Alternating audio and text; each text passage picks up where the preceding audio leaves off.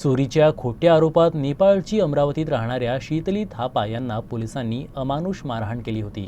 या प्रकरणी थापा यांनी मानवाधिकार आयोगाकडे धाव घेतली असता त्यांना 2 लाख रुपये नुकसान भरपाई देण्याचे आदेश गाडगेनगर पोलिसांना दिले आहेत। मानवाधिकार आयोगाच्या आदेशानंतर 2 लाखाची नुकसान भरपाई देण्यात येणार आहे। सीपी नवीनचंद्र रेड्डी यांच्या पाठपुराव्यामुळे शीतली थापा यांना दिलासा मिळाला आहे।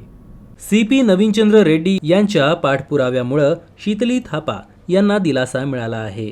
न्याय मिळण्यासाठी वेळ लागतो याची पुनरावृत्ती पुन्हा आली। अमरावतीमध्येही अशीच एक घटना घडली।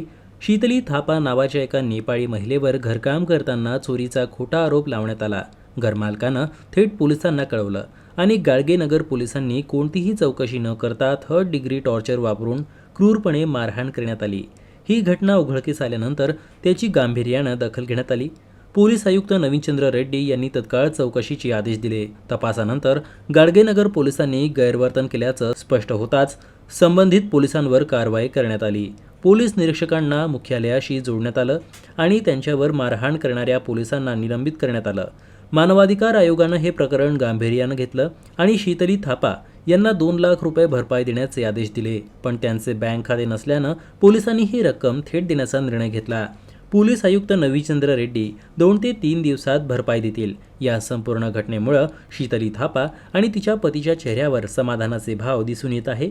पोलीस आयुक्त नवीनचंद्र रेड्डी यांनी दाखवलेल्या तत्परतेमुळे आणि प्रकरणाच्या गांभीर्यतेमुळे कारवाई जलद गतीनं पूर्ण झाली।